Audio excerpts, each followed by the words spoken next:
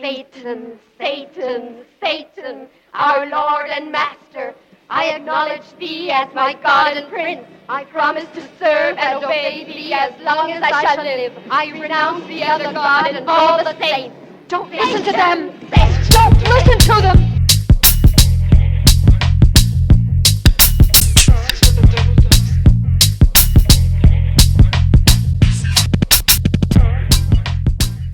Hey there, welcome back to the Ave Satanas podcast. My name is Jack Violently. I'll be your host today. If you'd like to reach out to us, drop us an email at avesatanaspodcast@gmail.com.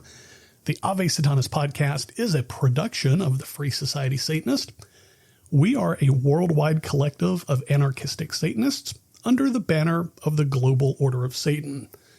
For more information, check out our website, freesocietysatanists.com, where you can find a link to join us on Discord, and you can be a part of all the devilish good times that we are having over there. One final thing, if you enjoy the podcast and you find value in what we're doing, we would greatly appreciate if you left us a 5-star review on whatever platform you listen on, as it really helps us out in the algorithm. So we have kind of a revisit episode for you today. This one was one of our fabled first 6 episodes from the Ave Satanas podcast 1.0. Here with me today to talk about it is my friend and yours, the Grand Inquisitor of the Free Society Satanist. Cris, what's going on, man? It's going pretty good, man. I been pretty slow over here. I've been taking the day off and kind of getting this script that we have edited with some newer information, newer thoughts. So I'm excited to record this one. Like you had said, one of the first 6 episodes of the first version of this podcast was this, and I really, really enjoyed it, and I wanted to revisit it, and maybe we can expand on some of the ideas and talking points that we had previously for our listeners who may have caught it the first time around. So. And yeah, if 6 pages of script isn't enough information for you, I don't know what is. But if you're listening out there, if you caught our 1000th download extravaganza episode, you'll know what today is all about. So in the early days of the podcast, we did a show called Is America If America Was a Christian Nation, where we changed the podcast hosting. We had to abandon the first 6 episodes.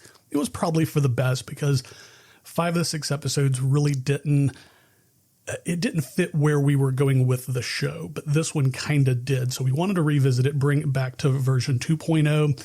And given the state of things that's going on in America now, are you ready to retackle this important topic? Absolutely. Absolutely. And, before we begin, I think that we should have a definition of terms, yes. Right? So the Merriam-Webster dictionary defines patriotism as the following. Patriotism, the love or devotion to one's country. Okay. So that's our first term that we are defining.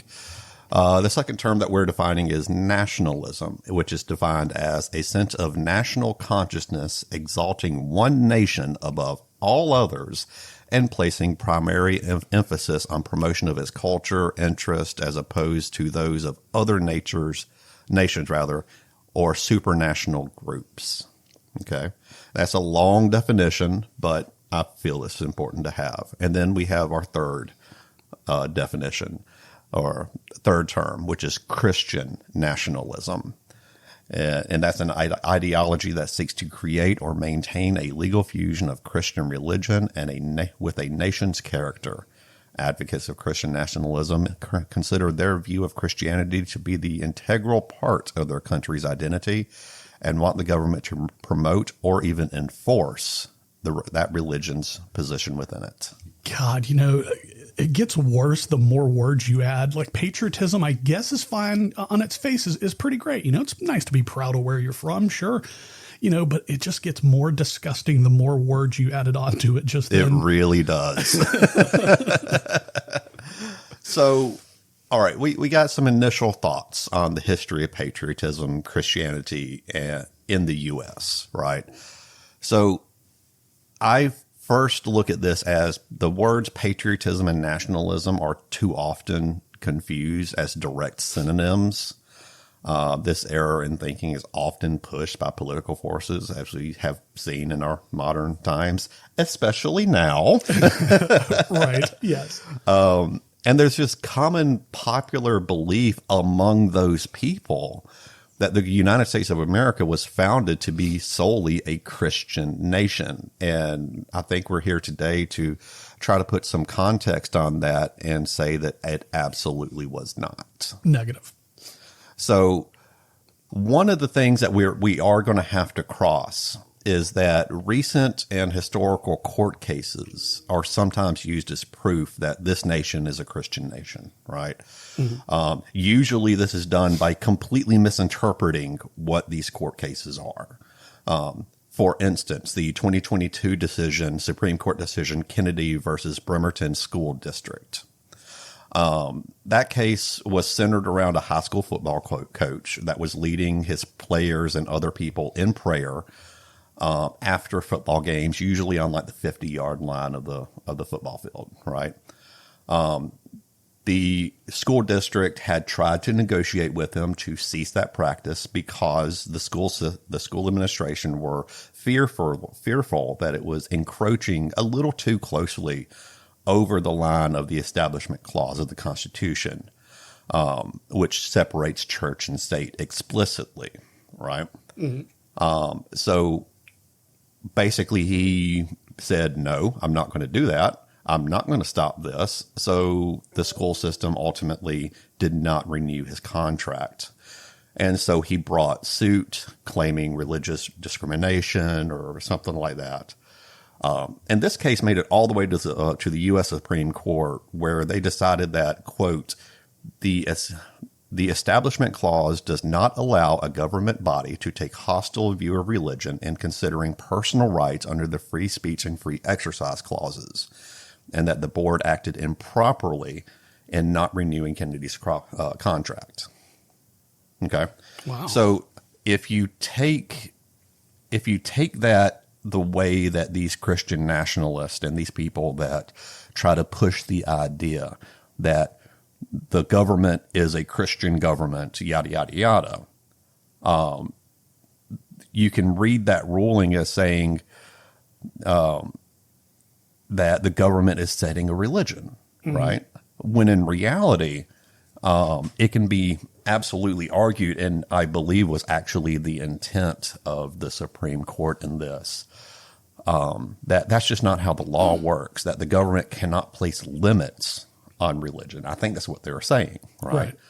The ruling really only dealt with the fact that these prayers took place outside of regular hours and were taken on individually and not as a part of the school administration's regular or directed practice, right?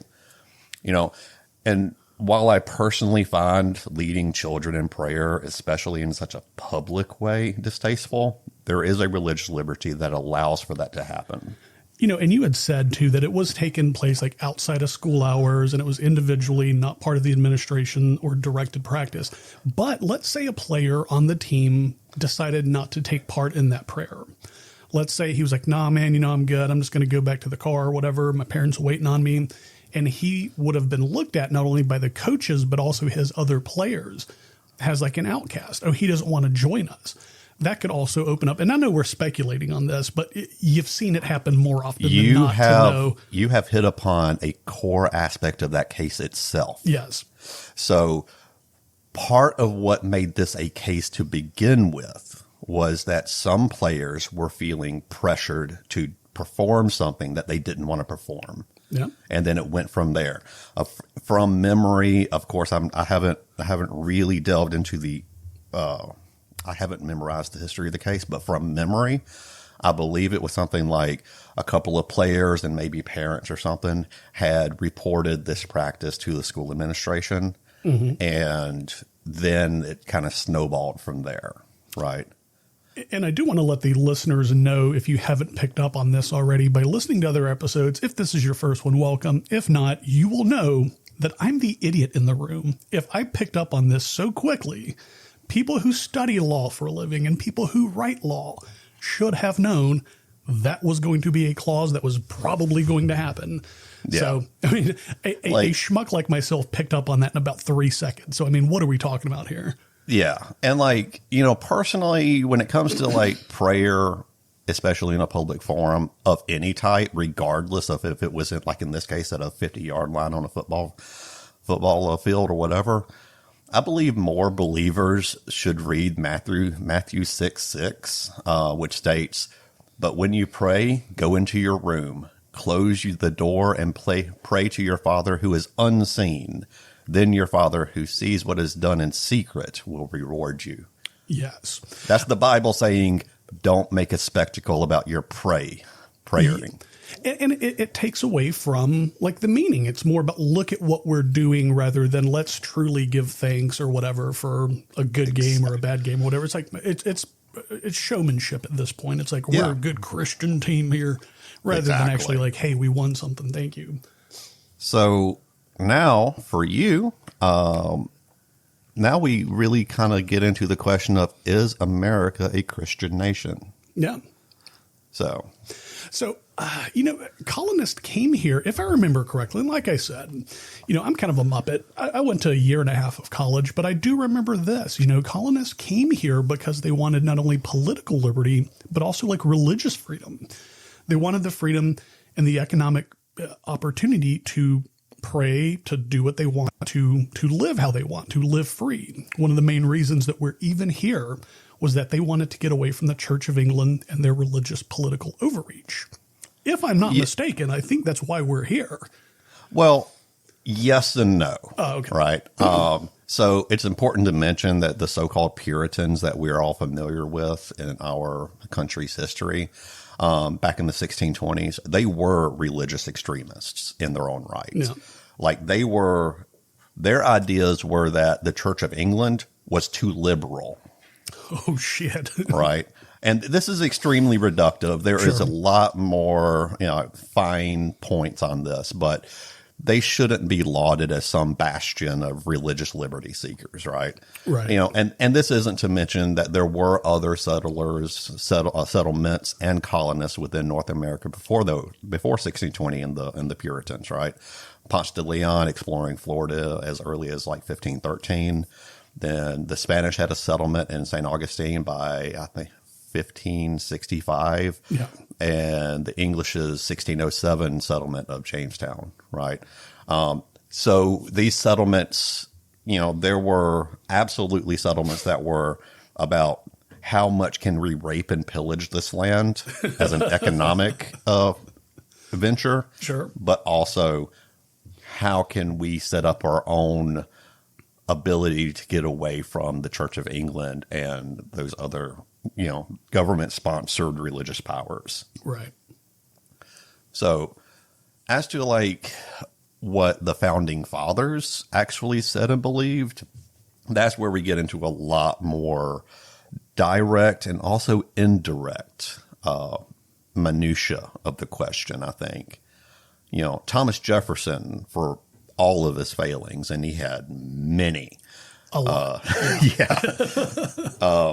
He wrote a letter to the Danbury Baptist Association of Connecticut in 1802 about his convictions regarding the role of religion in government. In that letter, quote, it said, "I contemplate with sovereign reverence that act of the whole American people which declare that their legislature should, quote, make no law respecting an establishment of religion or prohibiting the free exercise thereof, thus building a wall of separation between church and state," unquote.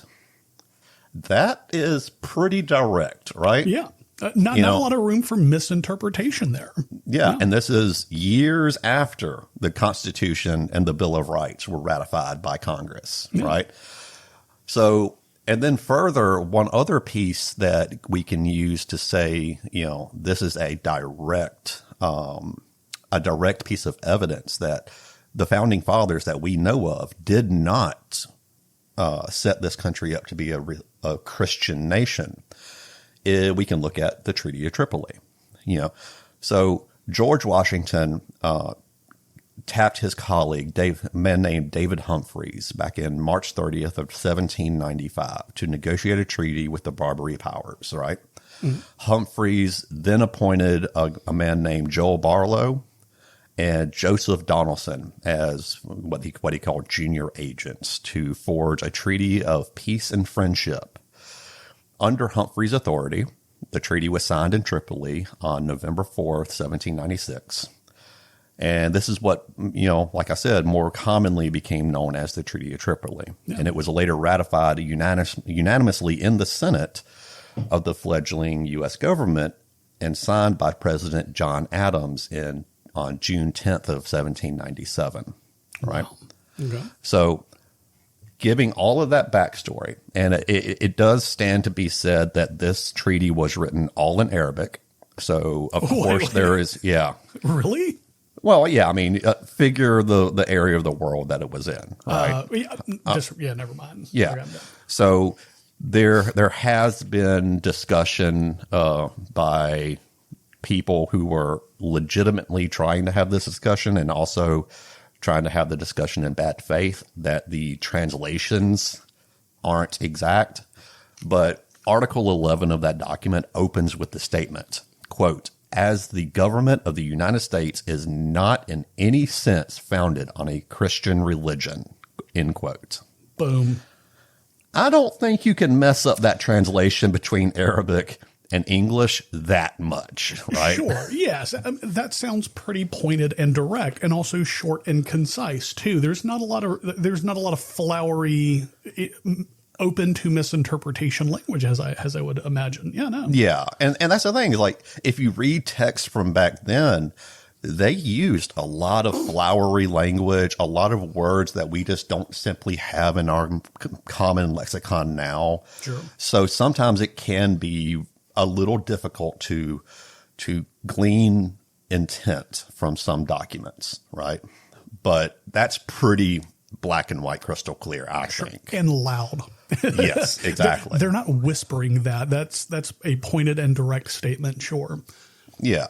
So like, as we said, like this text is clear language, right? So, and this is only 2 decades after the Declaration of Independence. So this was during a time when most of the original revolutionaries who founded this country were still alive and active in its government, So, but yeah, there's no better concrete evidence in my mind as to what the intent of the founding fathers were in regards to the role of religion in government here, right? Mm-hmm. So, but yeah. Literally says it right there. And to repeat, Article 11, as the government of the United States of America is not in any sense founded on the Christian religion. Bam. Yeah. And there was another piece. There's a letter by James Madison. Are you familiar with it? I believe so. The one he wrote in 1785. Yeah. Yeah. So, this was called the Memorial of Remonstrance. Oh, I'm going to butcher that word. Remonstrance against religious assessments. I know I mispronounced that word. I am not going to go through this whole letter. It is a long one. It laid out 15 points in opposition to a bill which was making its way through the Virginia General Assembly, which would have, in part, provided government-sponsored support to Christianity.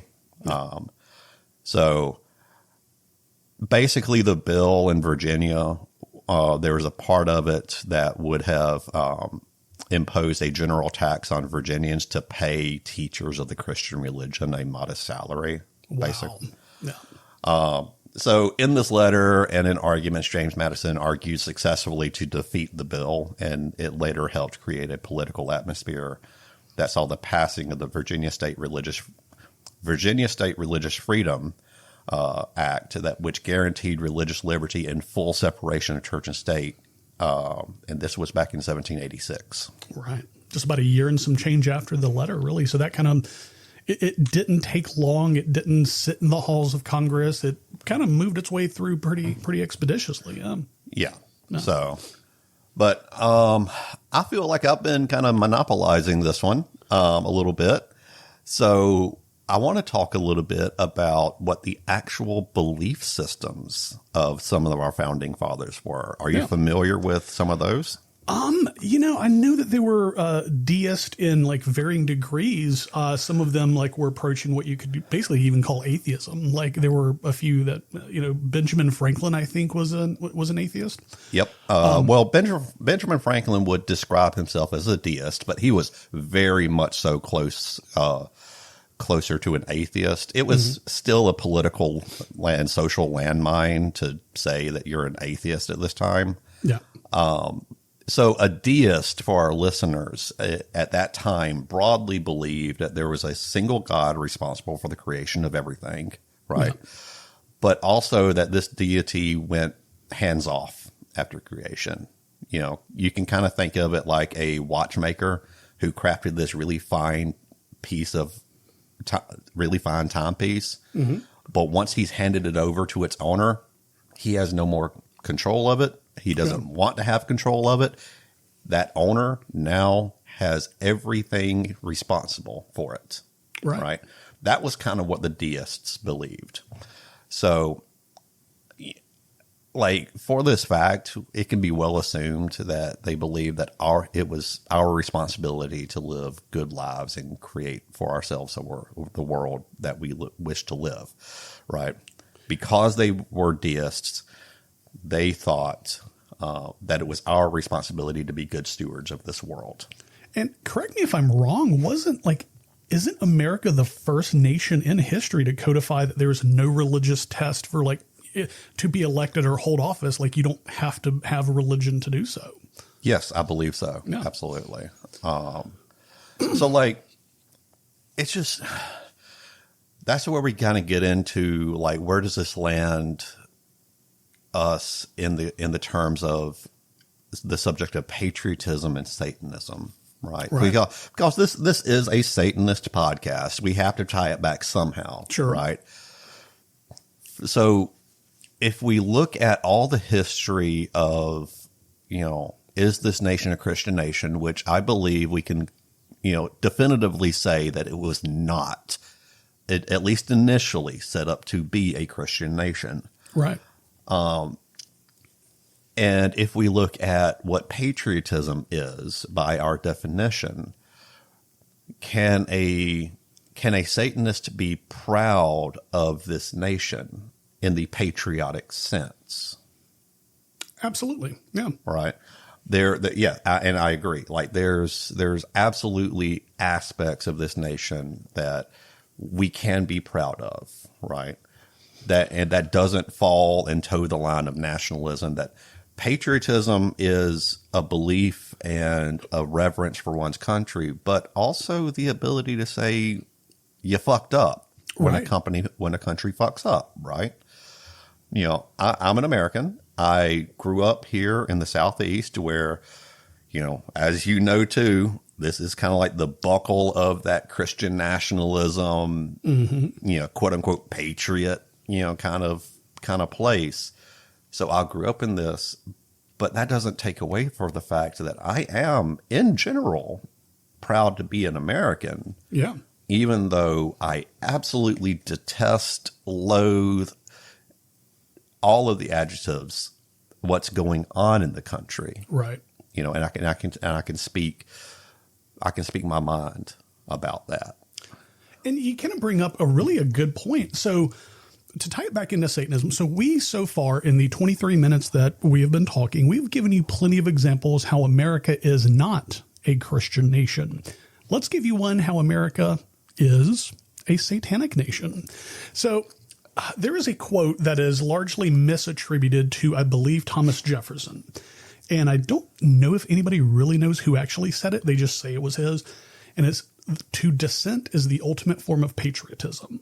Well, what is dissent? To speak your mind, to speak out and say, hey, I think this is wrong, to protest. So, and what is Satanism? Well, we have said many times in this show, we do believe that Satan was the voice that spoke out to truth and power and the voice who stood up for the tyrannized and the oppressed. Dissension. So, to dissent or to speak up against the wrongs is patriotic. Satanism is patriotic. So we have given you, like I said, I think we've debunked 4 or 5 times now how America is a Christian nation, but we just threw one across the plate, man. Like, yeah, like it is okay to be a Satanist and a patriotic, rather. I was going to say a patriot, but that word kind of in today's lens. It could be argued that Satanism in America is fundamentally a patriotic endeavor. Right. Even though it's not something that we perhaps put too much thought into in those terms. Like you were saying, it's being a patriot doesn't mean that you blindly go everywhere your country goes. Right. Right. Being a patriot is, standing up for what you believe is right. And when your country and your countrymen are doing things that you don't agree with, standing up to those things. Right. In order to form a more perfect union, as the founding fathers would say. Mm-hmm. It was a patriotic endeavor for the Revolutionary War to happen. I would argue that. Then that was speaking truth to a power that was standing against a tyrannizing force. Yeah. So it's just, So before we move on to our next little segment, maybe we can segue. We can talk about our fundraiser, right? Absolutely. Yeah. So that was a really clean segue too, right? Because I think we're going to jump into money after the segment, are we not? Yeah, a little bit. A double clean segue. Look at that. Dude, you're getting better every show. And I welcome it with arms wide open. Go ahead. Yes, did it. Yes. Got him. Okay. Awesome. So we just released our Q1 financial statement for our fundraising effort. If you are a part of our Discord, I urge you to go over and look at that. So this fundraiser is going to benefit the Metro Atlanta Mutual Aid Fund. All right. The Metro Atlanta Mutual Aid Fund is a grassroots initiative created by community members from the Metro Atlanta area who have witnessed the needs of their neighbors and decided to effect positive change in the world of those that they can help. They primarily put their efforts into meeting the needs of people who are the most vulnerable in our current economic climate, with a focus on those people of the BIPOC community, as well as members of the LGBT community, people with disabilities, the undocumented, and refugee communities. If you want to learn more about the Metro Atlanta Mutual Aid Fund, you can go do that at www.atlantamutualaid.org. Yeah.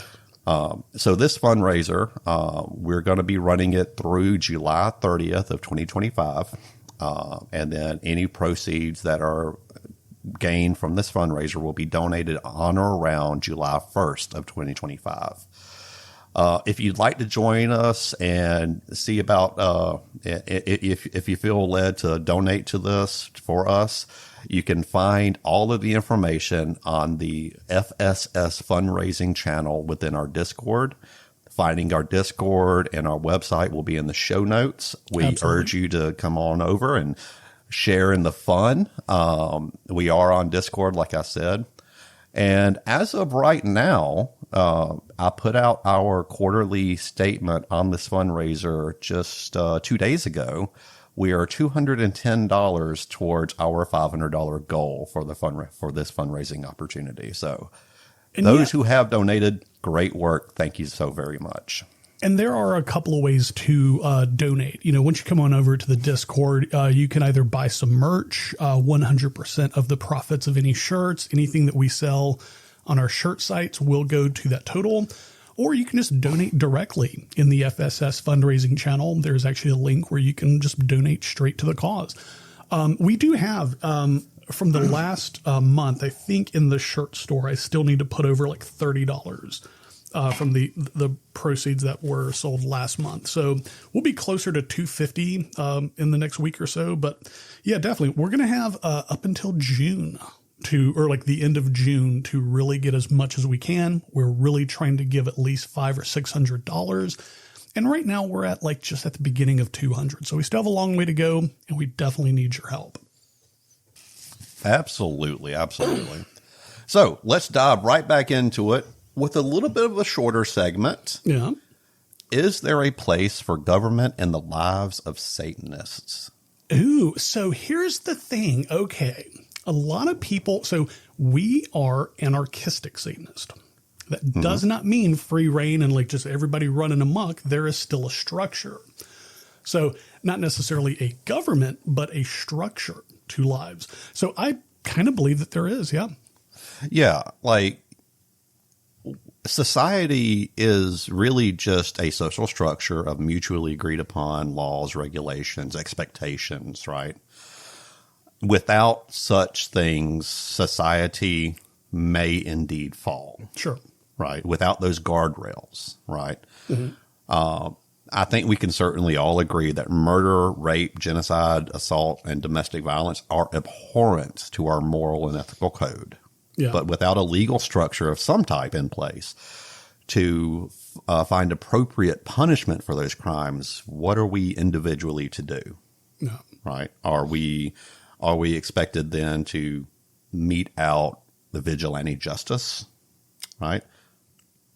I do not personally, advocate for that because there's been so many times when vigilante justice murdered innocent people. Sure. Just quicker than the government are murdering innocent people. Yeah, sure. It's the fast pass to murdering innocent people. Sure. The pitchforks and the flaming torches riding up to the house. Sure. Absolutely. Yeah. And there's this whole other conversation we could have about the death penalty in the government. Right. Where if you support the death penalty, then you must also have complete 100% faith that the government never does any mistakes. Yeah. And that's a zero-sum game right there, dude. Absolutely. Sure. Yeah. So I think, government of a type, I think absolutely could have a place in the lives of Satanists. Mm-hmm. It's just the current government structure we have is one that is predominated by big corporate interest, big religious interests. So it's a minefield, and it's one that is not going to be broken in a day, right? Yeah. So this next segment here, this one is my personal favorite to talk about because I believe that a lot of people have never really thought about this. Okay, for the younger audience, and I'm saying 20s and mid-20s, there was a time where people would carry these things in their back pockets called wallets. And in said wallet, you would have money. You wouldn't pay with your phone. Rarely would you have a debit card. You would have cash money. And on every piece of money that we have had that you have seen in your entire life, it has said, "In God we trust." So a lot of people think that has been that way since time immemorial. And that's not the case. I think a lot of people listening would be very shocked to know that "In God we trust" only came about on every piece of paper and coinage in 1956. Yeah. So Eisenhower signed the bill in 1956 to make "In God We Trust" the official national motto. Though the term "In God We Trust" can be found as far back as 1864 on some U.S. coinage. Here and there, yeah. Yeah, but it was not like a mandated thing or anything like that. And go ahead. So here's the rub on that shit. So the only reason that we have "In God We Trust" is on our currency is to differentiate or other ourselves from the communism scare of the 1950s, which means that before the Cold War, we largely didn't need "In God We Trust" on our money. Sure, the errant coin here and there from 1864 could be found, but it wasn't until the Cold War and what would become mandatory on all of our currency, which is odd because our current administration loves him some Russia now, boy. How unchristian of him, if you think about it. It's almost like he's playing a joke on patriotism and Christianity.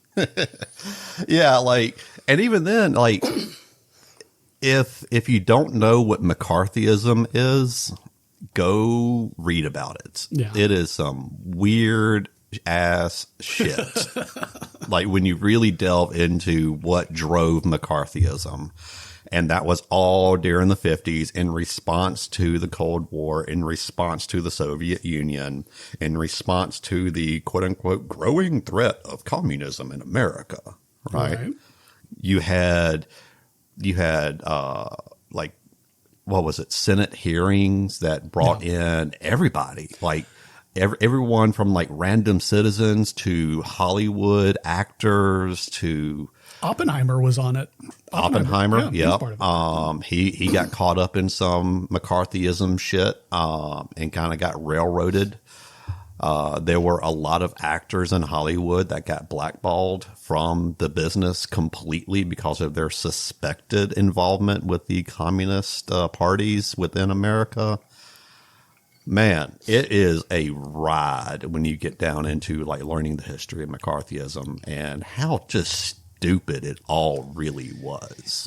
And really like how little it took to be called a communist back then. Oh, yeah. This very podcast could be, you know, like if podcasts were a thing back then, like they would say, oh, these people are just speaking out against what we think the government to be. They are communist.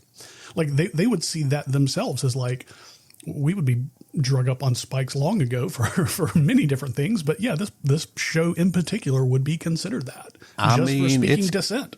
It's kind of still going on too. Yeah. Like we've seen it happen very, very recently where a person who was born in another country, who was here on a student visa, learning at a college, simply professed support for Palestine. And all of a sudden she was disappeared off the street by masked, unmarked government officials.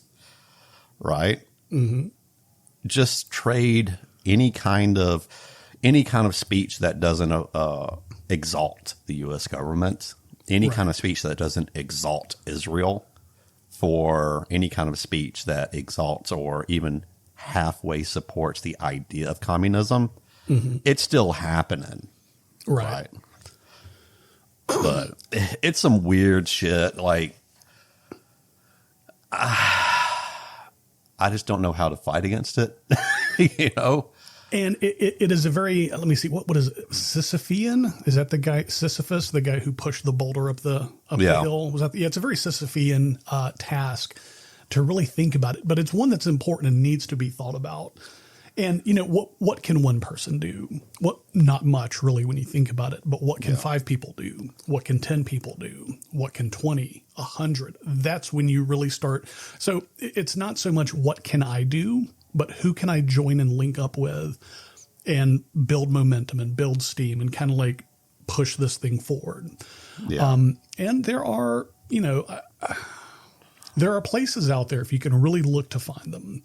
I would like to think that we would be one of them, just as a place to join with like-minded people and find out more information about how to like join and fight against the insanity that's going on in the world now. But yeah, it's that in and of itself may even seem like a Sisyphean task. Is just where do you go to look for this stuff, you know? So I'm kind of rambling at this point now. Yeah, I mean it's a weird one to think about of like what can I do that would affect change. Right. As an individual, that's a very hard question to answer. You know, we are as individuals massively outgunned by the special interests that are in government right now. Especially so in the year of our Lord 2025. Yeah. You know, hopefully if someone is listening to this podcast in like 2030, things have gotten better. But I honestly think that they will. Okay, this may be me being an eternal optimist, but I look at the world like, you know what, those things that used to be on people's desk where it's just like the balls on the string that you just click, clack balls. I think about the world like that. We are kind of on a pendulum, and right now that pendulum is kind of swung far to the right, but momentum will have to drag it back to the center and to the left, and so on throughout the end of time. So you had said, like, you know, somebody listening in 2030, 2 years after this nightmarish hellscape should be over, if everything goes the way it should. And yeah, things will have returned to some sense of normalcy. Siri, remind me in 2030 to check and see if this is still right. But no, I honestly believe that the world is on a pendulum, and right now it's a pretty fucking crazy place that we are, but you really shouldn't be. You should be scared. You should be apprehensive. You should be alert and aware. Yeah. But this isn't permanent. And if we can really rally and we can really show strength in numbers and show good ideas and show value for what we think, I think we can drive it back to a more sane and calm part. Yeah, I really do. Yeah. And like, I try to be optimistic as well, but I'm also the kind of person that I don't trust someone as far as I can throw them. Yeah. Right. I may trust somebody that I'm immediately around, but I'm also very aware of their movements. Mm-hmm. Right. And I think we almost have to be that way right now. I think we almost have to be that way in our life in general, because there are so many pitfalls and traps. All of that said, I have hope for the future. I have hope that at some point in time, we wouldn't have to have this conversation of, is America a Christian nation? I have hope that at some point in time, you know, those people who may identify as atheist or Satanist or anything other than white, straight male and Christian wouldn't have to look over their shoulder. Right. And I think we can get there. I just think it needs to happen in a way, or it will happen in a way where we're all kind of unified in our dissent, all kind of unified in our movements, right? And it may take somebody putting down their dissent to lift up the dissent of others and go, this is the one that's truly important. I feel like we need to fight for this one here, or this dissent.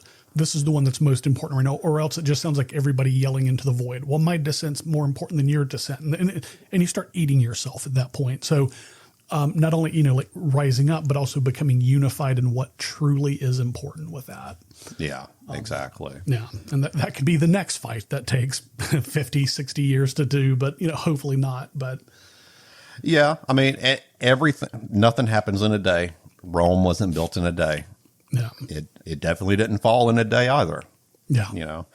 It takes time. It takes unification of a lot of different groups to say, you know what, we may disagree on some small aspects, but we're all fighting towards the same thing. So let's just do that. Yeah.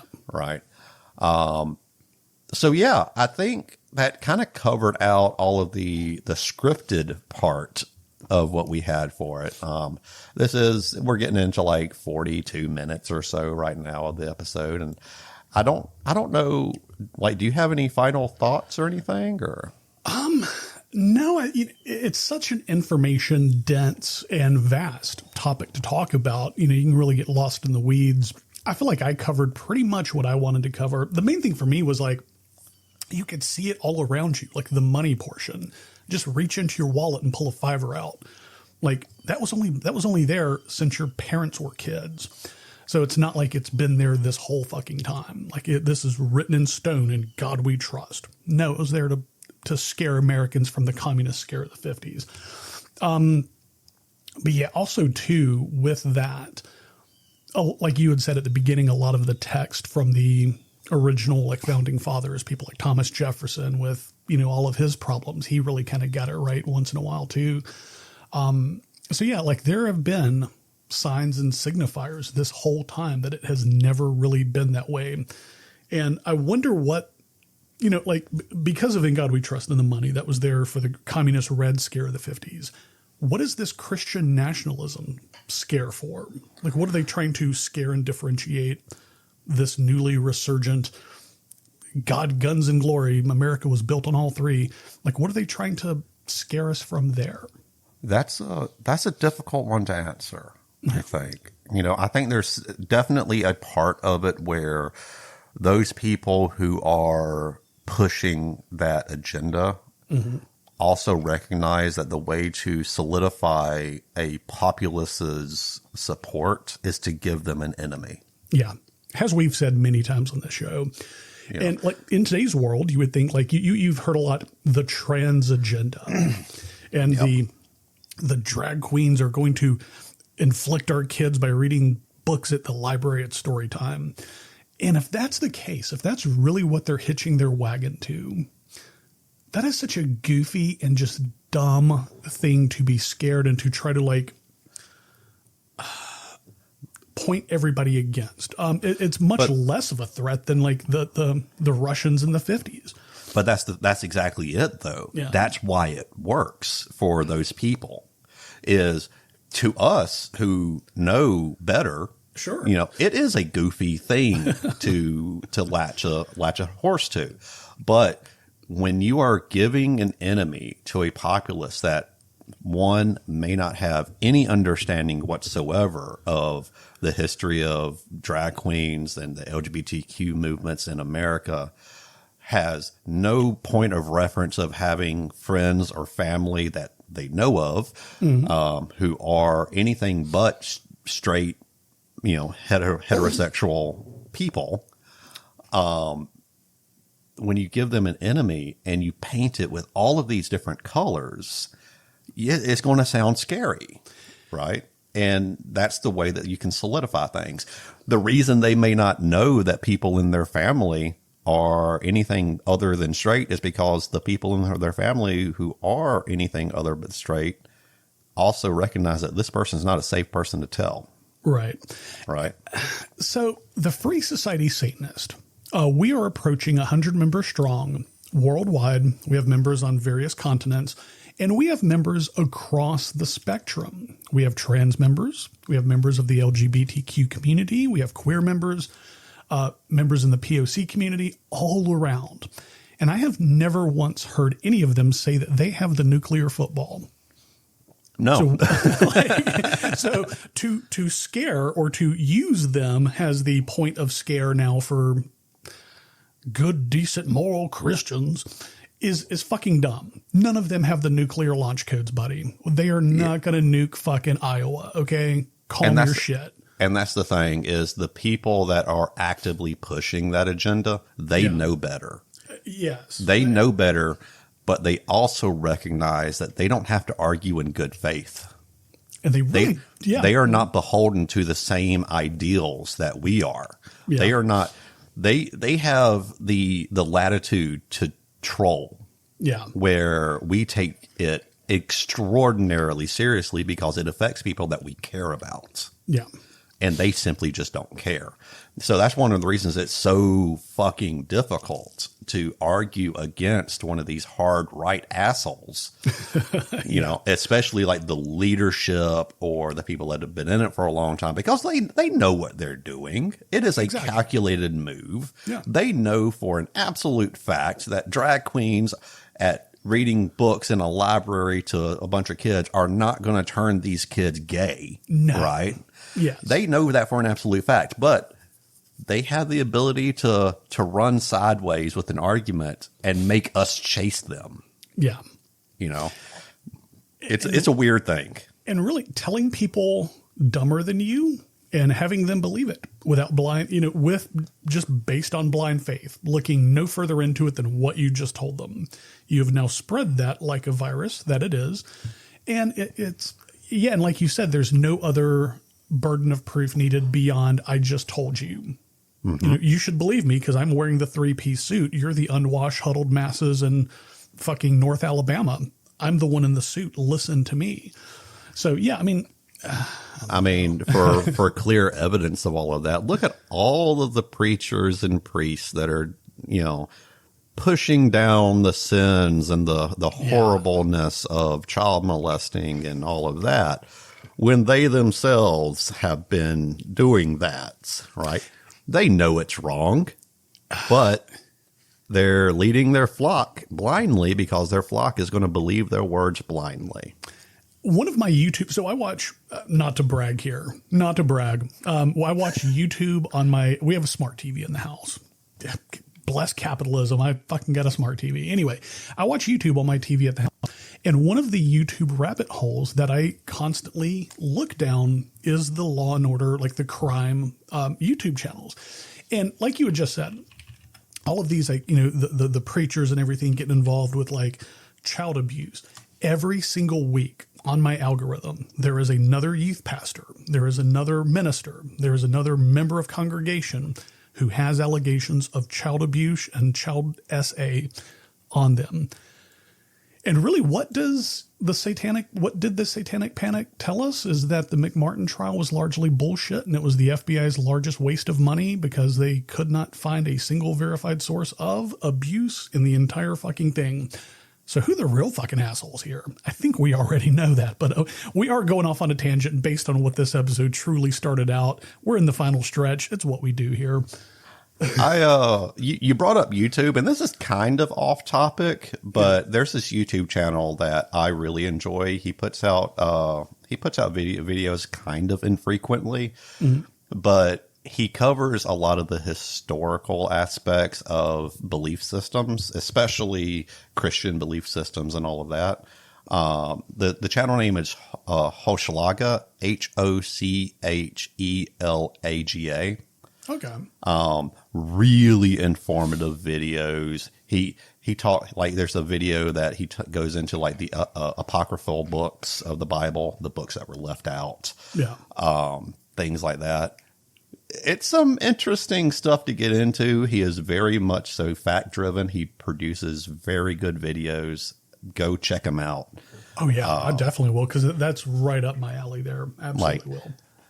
But yeah, so enough of the tangents. I think we can kind of wrap this one up.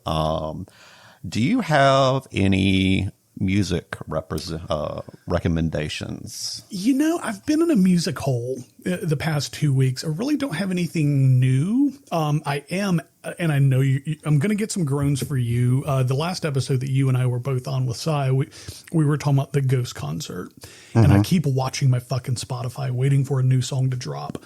But now I've kind of been in a music hole. I've been listening to Behind the Bastards, Weird Little Guys, the Cool Zone Media podcasts. And really just kind of digging into my satanic multi-genre playlist on Spotify. Been listening to that a lot. But yeah, nothing new. I did see Poppy, once again, one of my new favorites, recently did a song with Baby Metal. It's like her new single, or their new collaborative single was out, From Me to You. And I've never once heard a single solitary 5 seconds of Baby Metal. It's where are they Japanese or Chinese? Baby Metal Japanese, yeah. Japanese. They are the Japanese equivalent of Poppy. It kind of, like, I was like, cool. But yeah, I saw the video today and I was like, all right, cool. There's another song she did. But I saw a thing. Rob Zombie had Baby Metal on tour with them. Holy and okay. Like, this is a couple of years back, but there was like an interview or something. I can't remember exactly what kind of media I saw this at, but somebody was giving shit to Baby Metal, and Rob Zombie like stood up and was like, nah, like, these people, these chicks go hard. Fuck yeah. Like, you should support these girls, right? Mm-hmm. You know, and if Rob Zombie, who's been doing it for a long time, says somebody goes hard, sure, you should listen. You know, it's not particularly my music. I've heard some songs, but I respect them for what they do. The rhythm section was dope. The riff was heavy. I did enjoy that. The vocals and the lyrics took me out just a tad. Yeah. I only have a very select margin for very high pitched voices in metal. For those listeners that don't know what style of music Baby Metal is, think heavy metal but with like Japanese pop. Yeah. It's three girls, Japanese pop singers, basically backed by metal. Yeah, and the riffs are dope as shit. I don't know, but to work myself out of this corner, that was the only thing new that I have consumed as far as like music and media over the past 2 weeks. I've really been trying to catch up on Weird Little Guys. Love that podcast. Damn it, that is a great fucking show. And of course, Weird Behind Little the Guys Bastards. is awesome. Yeah. And of course, Behind the Bastards is always a banger. But yeah, I've been catching up and going back into the catalogs of Weird Little Guys. I haven't really been listening to a whole lot of newer music recently. I've been kind of going back to like the early 2000s a little bit with Glassjaw. Okay. So Love Bites and Razor Blades was like on a repeat playlist for me for a lot of like early 2000, right? Yeah.